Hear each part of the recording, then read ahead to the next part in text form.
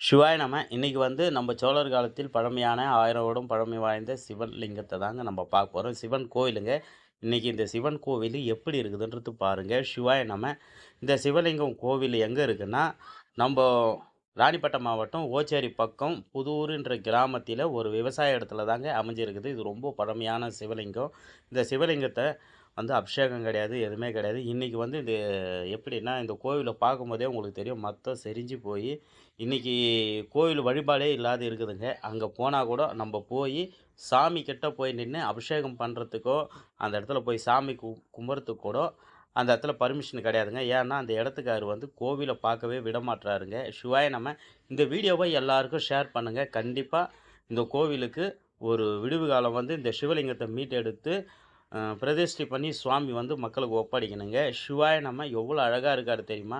இந்த சிவலிங்கத்த ரொம்ப ரொம்ப பழமையானதுங்க. சிவாய நம!